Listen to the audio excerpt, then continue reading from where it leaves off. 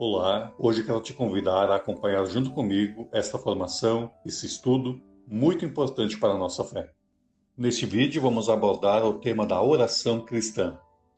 Segundo o Catecismo da Igreja Católica, a oração é a elevação da alma a Deus ou o pedido a Deus dos bens convenientes.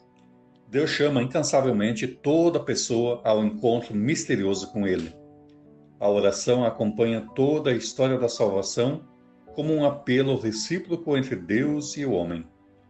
A oração de Abraão e de Jacó se apresenta como um combate da fé na confiança, na fidelidade de Deus e na certeza da vitória prometida à perseverança.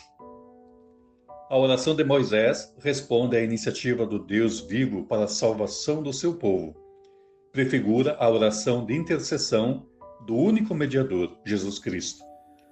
A oração do povo de Deus floresce à sombra da casa de Deus, na arca da aliança e do templo, sob a direção dos pastores, principalmente do rei Davi e dos profetas.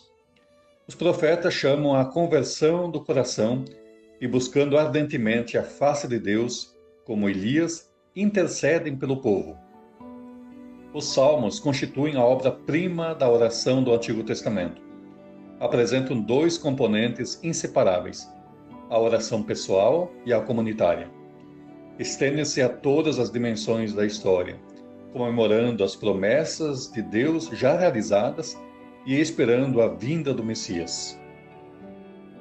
No Novo Testamento, o modelo perfeito da oração consiste na oração filial de Jesus.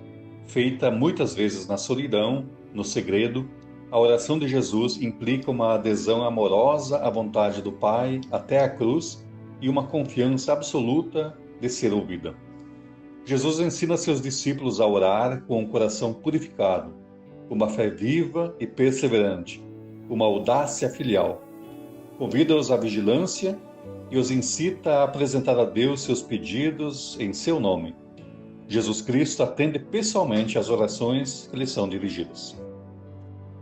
O Espírito Santo, que ensina a Igreja, ele recorda tudo o que Jesus disse, a educa também para a vida de oração, suscitando expressões que se renovam dentro de formas permanentes: bendição, súplica, intercessão, ação de graças e louvor.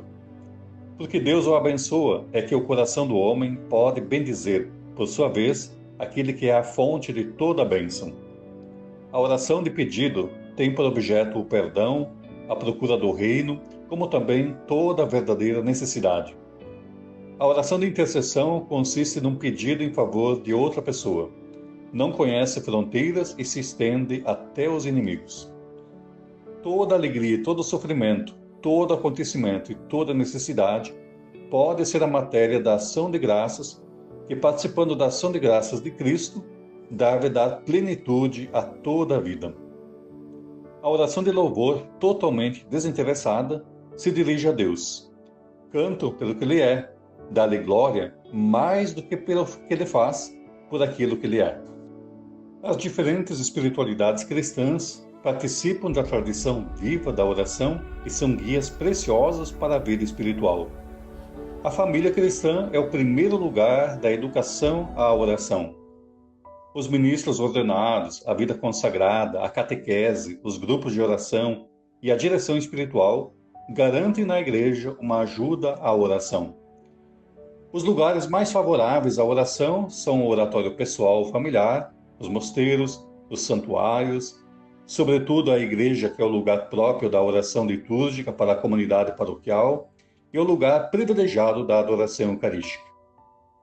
A igreja convida os fiéis a uma oração regular, orações diárias, liturgia das horas, missa dominical, festas do ano litúrgico. A tradição cristã compreende três expressões maiores da vida de oração: a oração vocal, a meditação e a oração mental. Essas têm em comum o recolhimento do coração. Orai sem cessar, diz São Paulo na 1 Tessalonicenses 5,17. Rezar é sempre possível. É mesmo uma necessidade vital. Oração e vida cristã são inseparáveis. Atendendo ao pedido dos seus discípulos, Senhor, ensina-nos a rezar, Jesus lhes confia a oração cristã fundamental do Pai Nosso. A oração dominical é realmente o resumo de todo o Evangelho. A mais perfeita das orações. Está no centro das Escrituras. O Pai Nosso é chamado a oração dominical porque nos vem do Senhor Jesus, mestre e modelo de nossa oração. A oração do Pai Nosso é a oração da Igreja por excelência.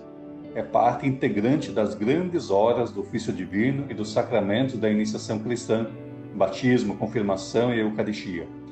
Integrada à Eucaristia, a missa, ela manifesta o caráter escatológico de seus pedidos na esperança do Senhor até que Ele venha.